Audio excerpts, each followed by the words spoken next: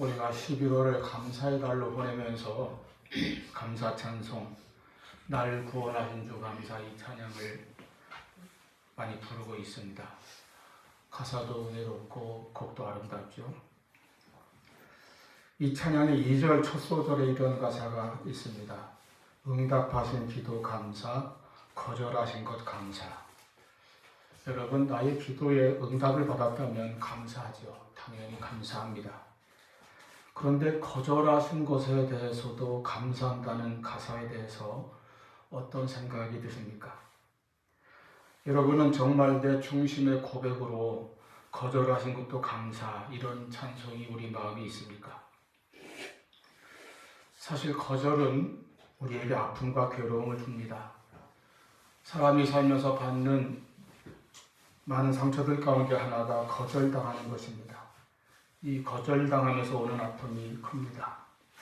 한 사람의 인격을 가진 존재로서 누군가에 의해 거절당한 그 아픔은 마음의 상처가 됩니다. 그런데 더욱이 우리가 하나님께 거절을 당했다고 한다면 그 아픔은 신앙의 방황을 가져올 수도 있습니다. 이와 같이 사람에게서나 하나님에게서나 거절을 당한다는 것은 우리에게 고통이 됩니다.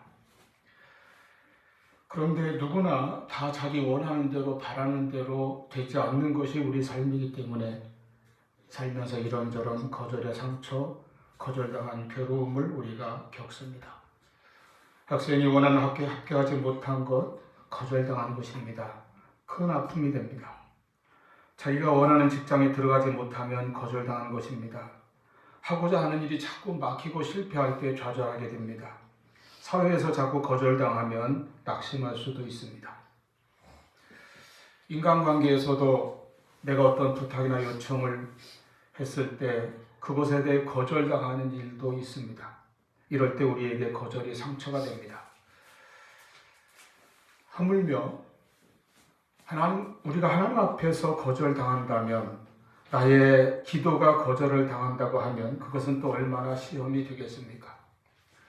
세상에서 여기저기 거절을 당했습니다. 길이 열리지 않습니다. 문이 닫혔습니다. 그래서 하나님께 나왔습니다. 그런데 하나님께서도 거절하시는 것 같습니다. 응답이 없어요. 얼마나 낙심이 되고 상처가 되겠습니까? 그러나 한 가지 우리가 이 시간에 알아야 할 것이 있습니다. 성경에서 하나님의 사람들도 때로는 하나님께 거절을 당하였다고 하는 사실입니다. 그리고 하나님께서는 그 거절을 하심을 통해서도 분명히 역사하셨다는 것도 사실입니다. 그래서 하나님의 종들은 그 같은 하나님의 결정에 순종하였습니다. 모세는 자기도 가나안 땅에 들어가기를 평생 그토록 소원하였으나 그것은 하나님의 뜻이 아니었기에 거절당하였습니다.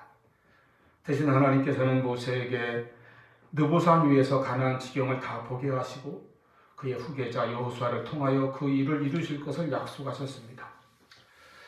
다윗은 자기 손으로 자야 그토록 사랑하고 사모하는 하나님의 법궤를 모실 하나님의 성전 짓기를 원하여 하나님께 아뢰었습니다. 그러나 하나님께서는 들어주지 않으셨습니다. 대신 그 아들 솔로몬을 통하여 성전을 짓게 하겠다고 약속하셨고 그 일을 이루셨습니다. 하나님께 거절당하는 모습을 심지어 예수님에게서도 볼 수 있습니다. 예수님에게서는 가장 혹독한 모습으로 거절당하시는 것을 보게 됩니다. 오늘 본문 시편 22편 1절은 예수님께서 십자가의 고통 가운데서 인용하신 말씀으로도 유명합니다. 예수님께서 십자가에서 견딜 수 없는 고난을 당하고 있을 때 그 위에서 남기신 말씀은 몇 마디 되지 않습니다. 복음서에서 다 찾아보아도 7가지 말씀이 있습니다. 그래서 가상칠언이라고 하죠. 그런데 그 가상칠언 가운데 가장 심각하고 처참한 부르짖음은 오늘 본문을 인용하여 말씀하신 엘리 엘리 라마 사박다니, 나의 하나님 어찌하여 나를 버리시나이까 일 것입니다. 히브리 원문은 네 번째 단어가 아잡다니라는 말이죠. 엘리 엘리 라마 아잡다니, 그 다음에 라호크 미슈티, 뒷불에 사가티, 이렇게 1절 전부가 매 단어마다 애절함을 느끼게 해주는 바른 이로 끝나는 그런 운율을, 시적 운율을 가지고 있습니다. 복음서를 기록할 때는 이 말을 당시 유대 사람들이 사용하던 언어인 아람어 표기로 기록하였기 때문에 우리가 읽는 대로 엘리 엘리 라마 사박다니가 되었습니다. 이 네 마디 말이 가진 내용은 인간이 표현할 수 있는 감정의 깊이에서 가장 통절하게 인간의 육체와 혼이 한꺼번에 하늘의 아버지를 향해서 쏟아내는 호소입니다. 십자가 위에서 인류의 모든 죄를 담당하신 예수님이기에 그 죄로 인하여 그 순간에는 사랑하는 아버지 하나님으로부터 버림받고 예수님조차도 버림받고 그 호소가 거절당하시는 영혼의 고통을 겪으셨던 것입니다. 사실 이것은 우리가 마지막 심판에서 받아야 할 영원한 거절과 버림받음을 예수님께서 십자가에서 다 담당하셔서 우리는 하나님께 영원히 받아들여지는 은총을 입게 된 것입니다. 이때 예수님께서 이렇게 인용하신 이 시편 22편을 보면은 시인 다윗도 하나님께 거절당하는 아픔과 고통을 1절 2절에서 호소하고 있습니다. 나의 하나님이여 왜 나를 버리시나이까? 어찌 나를 그리 멀리하시고 도와주지 아니하시나이까? 왜 내가 낮이고 밤이고 간에 그토록 쉬지 않고 간절히 기도하는데 응답하지 아니하시나이까? 연달아서 비탄스러운 자기 아픈 마음을 하나님 앞에 쏟아내고 있습니다. 실로 거절당한 인간의 기도죠. 이 같은 호소가 다윗의 생애 가운데 구체적으로 어떤 사건을 그 배경으로 하고 있는지는 알 수 없습니다. 다만 그가 처한 혹독한 고난의 모습을 볼 수 있는 그런 부르짖음이 여기에 기록되어 있습니다. 그러나 놀라운 것은 그 다음 절입니다. 1절, 2절의 그러한 호소와 탄원은 3절부터 5절까지에서는 오히려 믿음과 감사와 찬양으로 바뀌고 있음을 볼 수 있습니다. 이 시인은 하나님께 거절당한 깊은 아픔을 가지고 있으나 그러나 그 안에서 하나님께 감사할 수 있는 신앙을 다시 회복하는 것입니다. 이 시 전체가 그런 구조로 되어 있습니다. 1절, 2절은 비통한 호소지요. 3절부터 5절은 믿음의 고백과 찬양입니다. 다시 6절부터 8절은 자기가 당한 억울한 모함과 고통에 대한 고백입니다. 그러나 9절부터 10절은 다시 담대한 믿음의 회복을 외치고 있습니다. 11절부터 18절은 시인이 당하는 고난입니다.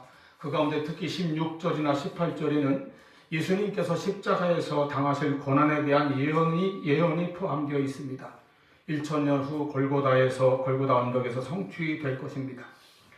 그리고 19절부터 20절의 간구에 이어서 마지막 22절부터 31절은 하나님의 응답에 대한 감격에 찬 감사와 찬양입니다. 그래서 그토록 절절한 호소와 탄원으로 시작된 이 시의 전체의 주제와 마지막 결론은 하나님을 의지하는 믿음입니다. 담대한 확신입니다. 그리고 감사와 찬양입니다. 여러분, 이것은 무엇을 보여줍니까? 하나님의 백성인 우리 성도들에게는 우리에게 닥쳐온 고난이나 심지어 하나님께서 거절하신 것에 대해서도 그것을 믿음 안에서 믿음의 눈으로 바라보고 그것을 해석할 수 있어야 한다는 것입니다. 그리고 그렇기 때문에 응답하신 것뿐만 아니라 거절하신 것에 대해서도 그 안에 하나님의 뜻이 담겨 있다는 것을 담대하게 믿을 수 있는 이유가 우리에게 분명히 있다고 하는 사실입니다. 우리는 그것을 알 수 있고 그것을 믿을 수 있습니다. 그래서 거절하신 것 감사라고 찬양하게 되는 것입니다. 거절이 주는 은혜를 깨달아야 항상 감사할 수 있습니다. 그렇지 못하면 불평과 원망에 넘어집니다. 거절 속에 하나님의 은혜가 담겨 있음을 마음에 새기시기를 바랍니다. 그러면 거절 속에 담긴 은혜가 무엇입니까? 첫째로 거절은 사실은 하나님께서 우리를 사랑하신 것이기 때문입니다. 오래전에 제가 이 부부 동반하는 어떤 식사제였던 것 같아요. 하여튼 뭐 상대방이 목사님 사모님 같이 있었으니까 식사하는데 좋은 식당이에요. 그런데 그 목사님이 무슨 콜레스테롤 수치가 아주 안 좋다고 그래서 고기를 전혀 못 드시는 형편입니다. 그래서 그냥 뭐 그 좋은 메뉴에도 불구하고 자기 혼자만 이것저것 채소만 주적거리고 있는 거죠. 그래 이제 다들 맛있게 먹다가 마지막 고기 한 조각 남았어요. 그 목사님이 사모님을 쿡쿡 찌르면서 물어본다. 요거 하나 먹으면 안 되겠냐고. 사모님이 가차없이 고개를 가로쳤었어요. 여러분, 그 사모님이 사랑이 없는 냉혈한이었기 때문입니까? 오히려 남편을 진정으로 사랑하기 때문에 그렇게 고개를 저은 것입니다. 그 고기 한 조각의 거절이 바로 사랑이었던 것입니다.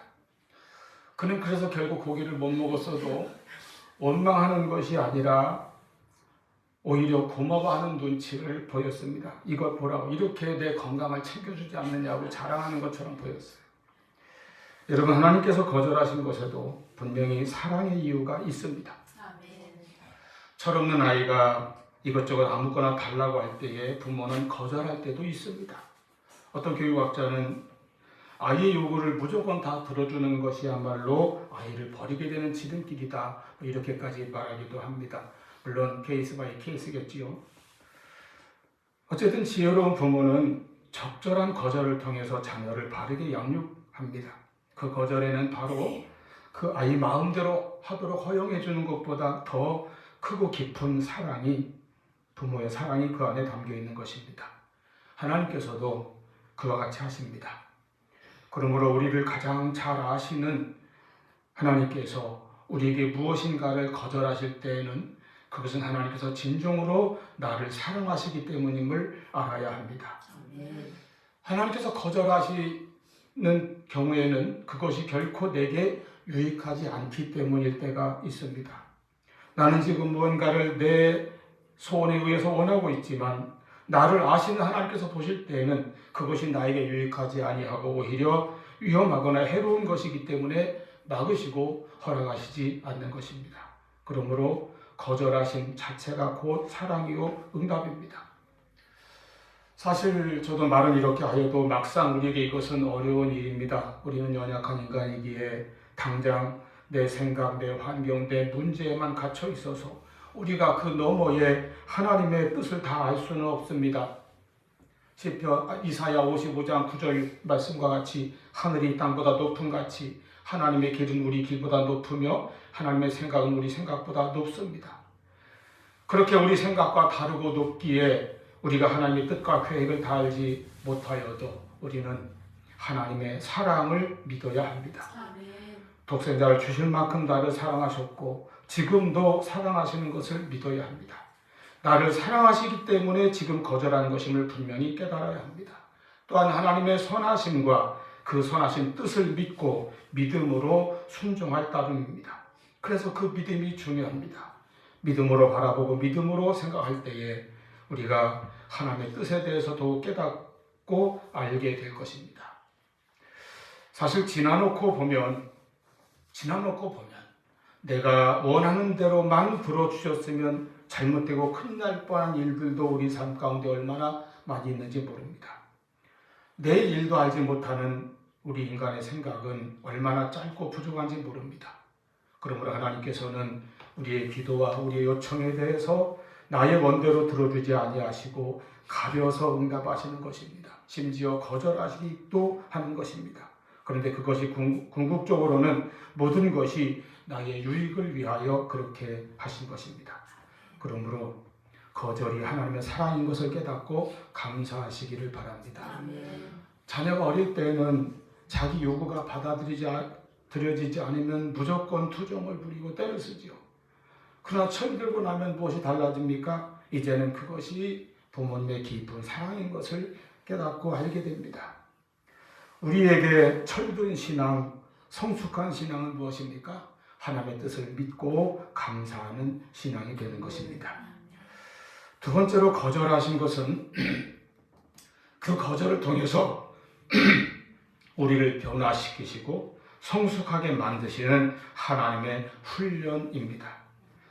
우리 각자에게는 때로 누구도 손대지 못하는 자아의 고집과 교만과 강한 기질이 있을 수 있습니다.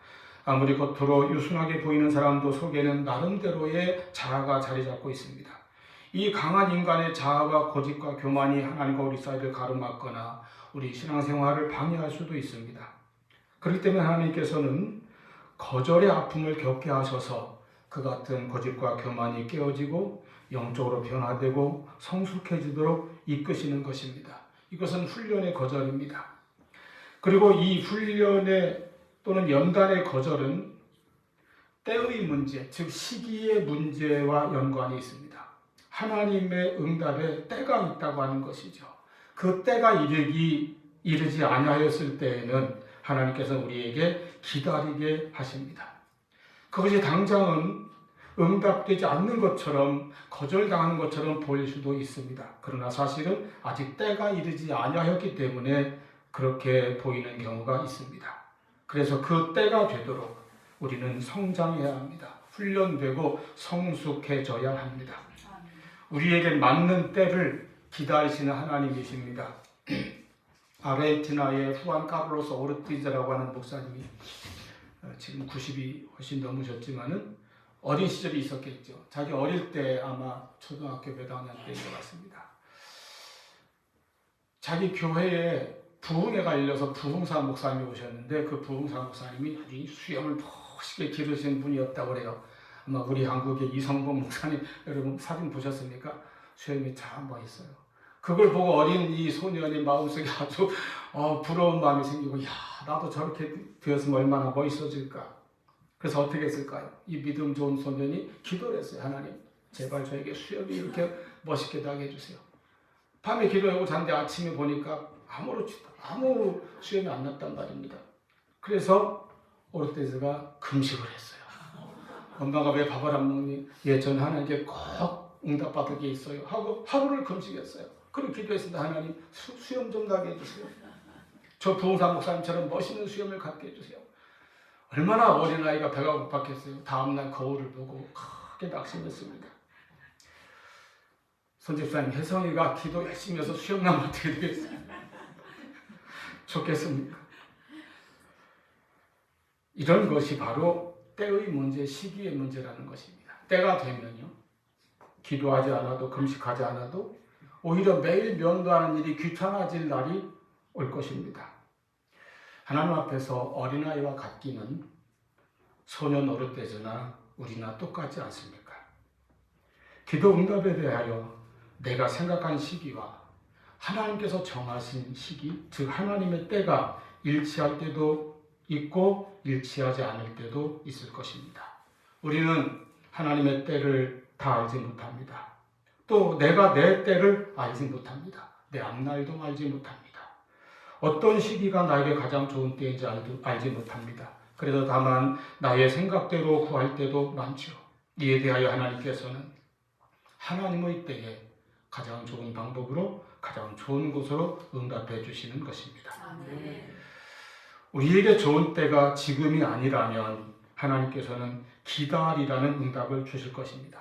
그 기다리라는 응답을 지금의 내 마음에서는 거절로 느낄 수도 있는 것이 인간입니다. 하나님의 그 연기하심도 응답인 것을 깨달을 수 있기를 바랍니다. F.B. 마이어가 종종 이렇게 말했습니다. 하나님의 연기하심은 거절이 아닙니다. 하나님 우리에게 더 좋은 것을 주시기 위한 준비 수단입니다. 하나님은 항상 그의 백성에게 선한 것을 주시려고 하시며 모든 일들 가운데 역사하십니다. 로마서 8장 28절 우리가 알거니와 하나님을 사랑하는 자 곧 그의 뜻대로 부르심을 입은 자들에게는 모든 것이 합력하여 선을 이루느니라. 이 모든 것에는 우리를 때로 놀라게 하거나 의아해하게 만드는 것 또는 나를 괴롭게 하는 것들도 포함될 수 있습니다. 하나님께서는 그 모든 것을 합력하시고 우리에게 선을 이루어 나가실 것을 우리가 분명히 믿습니다. 하나님께서 우리를 연단하시고 특히 우리에게 인내를 가르치시는 방법은 이러한 시련 가운데서 우리를 시험하시는 것입니다. 그리고 우리가 인내를 배우는 길은 순종함으로 하나님의 뜻을 이루게 되는 것입니다. 때로 귀하고 좋은 것일수록 더 시간이 걸릴 수도 있음을 기억하시기 바랍니다. 그래서 믿음과 인내가 필요합니다. 하나님은 버섯 같은 것은 하룻밤 사이에도 금방 자라게 하실 수 있습니다. 그러나 참나무나 거대한 전나무를 키우시기 위해서는 많은 시간을 들이실 겁니다. 하나님은 13년을 들여서 요셉을 애굽의 총리 대신이 될 수 있도록 많은 고난 가운데서 연단하시고 준비시키셨습니다. 미디안 광야에서의 40년 연단을 통해서 하나님의 사람, 민족의 영도자 모세를 준비시키셨습니다. 사무엘이 하나님의 명을 받고 다윗에게 이스라엘의 왕이 되도록 기름을 부을 때에는 그가 어린 소년일 때였습니다. 그러나 다윗이 왕위에 오를 때까지 그는 긴 세월 많은 고난과 훈련을 겪어야 했습니다. 이와 같이 하나님의 때가 있습니다. 하나님의 사람들은 하나님의 때를 기다리는 지혜와 인내와 믿음을 가지고 살아야 합니다. 그리고 훈련되고 성숙해지는 그런 신앙을 가지시기를 바랍니다. 세 번째로 거절하시는 것은 사실은 우리를 복 주시는 하나님의 또 다른 응답입니다. 내가 구한 대로가 아니라 하나님께서 주시고자 하는 또 다른 복입니다. 더 좋은 복, 더 큰 복을 주시는 하나님의 방법인 것입니다. 그래서 거절이 축복이라고 하는 이 역설의 신비를 우리가 성경에서도 많은 믿음의 사람들 통해서 봅니다. 베다니에 살고 있는 나사로와 마르다, 마리아의 가족들은 예수님을 사랑했고 예수님도 그들을 무척 사랑하셨습니다. 그런데 나사로가 병들어 위급하게 되었습니다. 마르다와 마리아는 급히 예수님에게 사람을 보내서 전갈했습니다. 그러나 예수님께서는 그 전갈을 받고서도 이틀을 더 그곳에 머무르시다가 결국은 나사로가 죽어 무덤에 묻힌 다음에야 베다니에 도착하셨습니다. 자기 오라비의 병을 고쳐달라는 마르다와 마리아의 간청에 대해서 이와 같은 예수님의 행동은 거절하시는 것 같이 보이지 않습니까? 그러나 주님께서는 그 거절을 통해서 나사로에게 병 고침받는 기적이 아니라 무덤에서 살아나오는 더 큰 기적을 체험하게 하셨던 것입니다. 그래서 예수님께서 부활이요 생명이신 것을 알게 하시고 그들로 하여금 부활의 신앙을 갖도록 하신 것입니다. 마르다와 마리아는 그들이 처음 간구했던 것은 거절당했으나 그보다 더 큰 축복을 받았습니다. 예수님의 거절에는 반드시 더 큰 축복이 담겨 있었던 것입니다. 마태복음 15장에 귀신 들린 자기 딸을 위해서 절박한 심정으로 찾아온 가나안 여인이 있었습니다. 처음에는 그 여인의 호소에 주님께서 거절하시는 것처럼 대하셨습니다. 그러나 그 여인은 결국 내 믿음이 크도다 주님의 칭찬을 받는 이방 여인이 되었습니다. 고린도후서 12장에 보면 바울은 자기 몸에 육체의 가시가 있었다고 했습니다. 남모르는 고통이지요. 육체의 가시라고 해서 많은 신약학자들이 어떤 육신의 질병을 이제 질병이라고 봅니다. 전도자가 그런 질병을 가지고 사니 얼마나 괴롭고 고통이겠습니까? 그래서 3번이나 간절히 기도했다고 했습니다. 고린도후서 12장 8절 육체의 가시를 내게서 떠나가게 하기 위하여 3번을 주께 간절히 기도하였더니 사도 바울 정도 되는 분이 3번이나 기도했다고 한다면 그냥 대충 잠깐 앉아서 간단하게 기도한 것은 아니었을 것입니다. 그는 정말 간절하고 절실하게 그리고 깊이 있게 기도하고 간구했을 것입니다. 그러나 하나님께서는 그의 기도에 구한 대로 응답하지 않으셨습니다. 이렇게 응답하셨어요. 9절에 나에게 이르시기를 내 은혜가 내게 족하도다. 바울은 자기가 구한 대로 응답받은 것이 아니라 그가 구한 것 그 자체는 거절당한 것이나 마찬가지였으나 내 은혜가 내게 족하도다. 더 족한 은혜를 받았습니다. 그는 비록 이후로도 몸에 가시를 지닌 채로 평생을 살았으나 자기에게 족한 은혜를 항상 풍성하게 누렸습니다. 그리고 10절에서 고백한 대로 내가 약한 그때에 오히려 강함이라고 하는 은혜를 깨달았습니다. 더 큰 응답을 받은 것이죠. 여러분, 십자가에서 엘리 엘리 라마 사박다니 부르짖은 예수님께서 끝끝내 하나님께 거절당하신 것은 우리가 받아야 할 그 거절을 우리의 죄와 함께 주님께서 짊어지셨기 때문입니다. 그렇게 예수님께서 거절당하심으로 우리는 거절당하지 아니하고 하나님께 받아들여지며 용납되는 축복을 누리게 되었습니다. 그래서 하나님은 우리에게 사실은 거절하시는 것이 아닙니다. 우리가 육신의 생각으로 당장은 거절이라고 생각되고 그렇게 느끼는 것도 하나님 앞에서는 그것이 거절이 아닙니다. 다른 형태의 응답이라고 하는 것입니다. 다시 말해서 거절은 하나님의 사랑입니다. 거절은 어떤 경우 나를 불려나신 하나님의 손길입니다. 그리고 거절은 더 큰 축복을 예비하는 방법입니다. 더 좋은 응답을 담고 있는 도자기와 같습니다. 무엇이든 거절도 응답입니다. 다른 방식의 응답인 것입니다. 내가 원하는 대로가 아니라 하나님께서 주시는 더 큰 응답, 가장 좋은 응답이 거절 속에 담겨 있는 것입니다. 지금의 거절이 당장은 실망스러울 수 있습니다. 서운할 수 있습니다. 심지어 아픔과 상처가 될 수도 있습니다. 그러나 우리는 하나님의 선하심과 인자하심을 믿기 때문에 하나님의 사랑을 확신하기 때문에 거절 속에 담긴 더 깊은 은혜를 깨달으시기를 바랍니다. 더 큰 축복을 발견하시기를 바랍니다. 그리고 우리가 살면서 결코 좌절하지 않고 주님 안에서 모든 것이 합력하여 선을 이룬다는 믿음과 소망을 굳게 가지고 살아가는 우리 모두가 될 수 있기를 축원합니다. 기도하시겠습니다.